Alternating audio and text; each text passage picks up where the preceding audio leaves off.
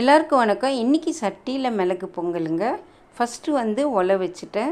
அரிசியும் பருப்பையும் கழுவி ஊற வச்சுட்டேன். ஒரு அழகு பச்சரிசி, 1/4 அழகு சிறுபருப்பு ரெண்டுத்தையும் கழுவி 1/4 மணி நேரம் ஊற வச்சுட்டேங்க. தண்ணி கொதிக்கிற வரைக்கும் ஊறட்டும்.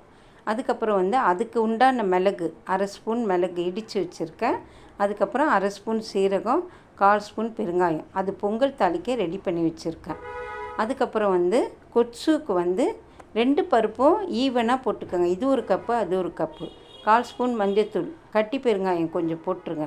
3 தக்காளி, 1 வெங்காயம், 5 பச்சை மிளகா, 2 பிஞ்சு புளி, 1 ஸ்பூன் மிளகாத்தூள் எல்லாம் சேர்த்துடுங்க. அதுக்கப்புறம் பொடியாக கட் பண்ண கத்திரிக்காவை சேர்த்துக்கோங்க. துவரம்பருப்பு கொஞ்சம் கூடவே ஊற வைங்க, 1/2 மணி நேரம் கூட ஊற வைங்க. சிறுபருப்பு ஒரு 10 நிமிஷம் ஊறினா போதும். ரெண்டுத்தையும் சேர்த்துருங்க, ஒன்றா சேர்த்துருங்க. அதுக்கப்புறம் கத்திரிக்காய் சேர்த்துக்கோங்க, புளி சேர்த்துக்கோங்க, பூண்டு 10 பல் உரித்து வச்சுருக்கேன், அதையும் சேர்த்துருங்க. இதெல்லாம் ஈஸியாக இருக்கும். நம்ம இந்த மாதிரி குக்கரில் செய்யும்போது ரொம்ப ஈஸியாக இந்த சாம்பார் வச்சுக்கலாம். 2 வேளைக்கும் வரும். இது கொஞ்சம் நடுத்தரமாக இருக்கும். சாம்பார் மாதிரியே இருக்கும், கொச்சு மாதிரியே இருக்கும். டேஸ்ட்டு சூப்பராக இருக்கும். இப்போ நல்லெண்ணெய் இந்த பொங்கல் வெந்த உடனே நல்லெண்ணெய் ஒரு குழம்பு கரண்டி மொத்தம் அளவு. நீங்கள் முதல்ல கொஞ்சம் சேர்த்துக்கோங்க, அப்புறம் கொஞ்சம் சேர்த்துக்கோங்க. ஏன்னா பொங்காமல் இருக்கிறதுக்காக தான் முதல்ல சேர்த்துக்க சொல்கிறேன். இப்போ இது 4 விசில் விட்டுருங்க.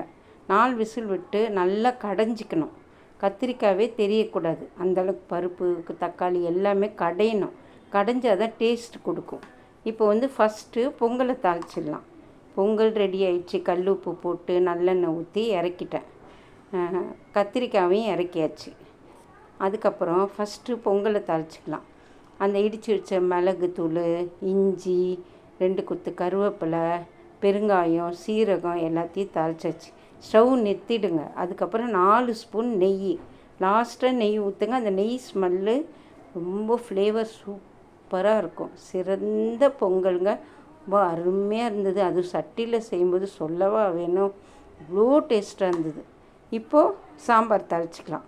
1/4 ஸ்பூன் வெந்தயம், 1/4 ஸ்பூன் கடுகு, 1/4 ஸ்பூன் சீரகம், 1/4 ஸ்பூன் உளுத்தம்பருப்பு, 2 கொத்து கருவேப்பிலை, 2 காஞ்ச மிளகாய் முழுசாக போட்டுக்கோங்க. எல்லாத்தையும் தாளிச்சாச்சு.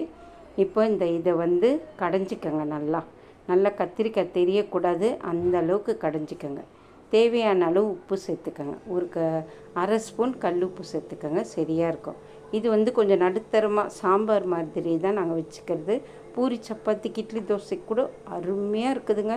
செம்ம டேஸ்ட்டாக இருக்குது. பொங்கலுக்கு சொல்லவா வேணும், அல்டிமேட்டுங்க. ரொம்ப வாசனையாக மணமாக இருந்தது. நீங்கள் ட்ரை பண்ணி பாருங்களேன். உண்மையிலேயே நீங்கள் இதுக்காகவே நீங்கள் சட்டி வாங்கி செஞ்சு பாருங்கள்.